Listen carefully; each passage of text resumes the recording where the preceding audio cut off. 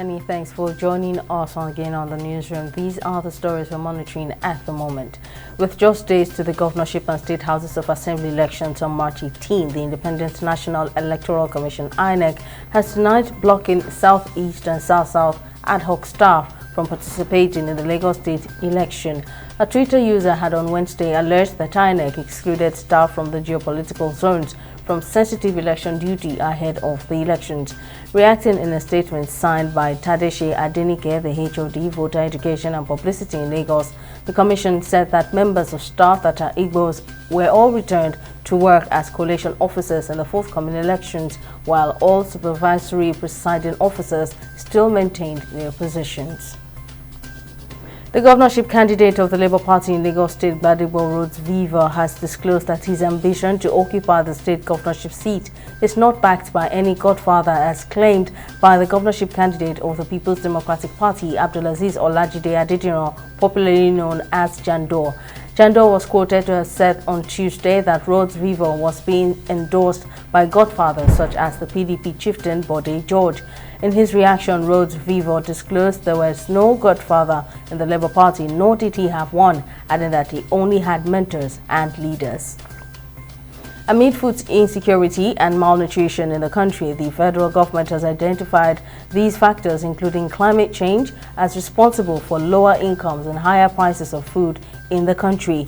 According to a statement by the Ministry of Finance spokesperson Olude Omolade, the Permanent Secretary, Budget and Planning, Nebolisa Anako, disclosed this at an ongoing workshop on the development of an implementation strategy for the Nigeria Food Systems Transformation Pathways held in Abuja. Anako described the ongoing program as a call to action to achieve progress in dealing with issues of poverty, hunger, malnutrition, disease, unemployment, conflict, and changing weather patterns.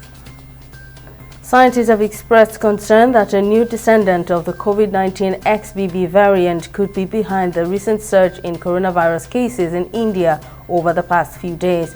The fast-spreading variant has been detected in various countries, including China, Singapore, and the United States.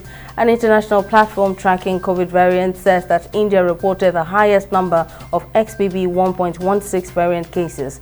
Currently, the tally stands at 48 in India, while the US and Singapore have detected 15 and 14 cases, respectively.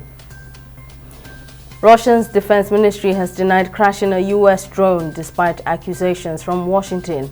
The U.S. military had said a Russian fighter jet on Tuesday dumped fuel on an American drone and then collided with it, causing the drone to crash.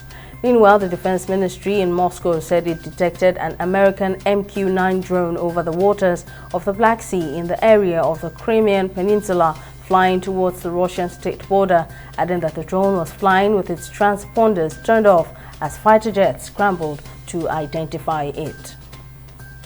Cybersecurity experts have faulted claims by the federal government that 12.99 million cyber attacks were recorded during the election, saying it is impossible. On Tuesday, the Minister of Communications and Digital Economy, Issa Pantami, disclosed that 12.99 million cyber attacks were recorded during the presidential election. According to experts, the government needs to explain its claim and allow an investigation of its systems. In sports, ahead of the FIFA Under-20 World Cup, the tournament draw has been scheduled for March 31, 2023, with the 24 qualified teams expected to be drawn into 6 groups of 4. Nigeria has been seeded in Pot 3 ahead of the draw on March 31, potentially placing them against Italy, USA, or France, who are seeded in Pot 1 alongside African champions Senegal.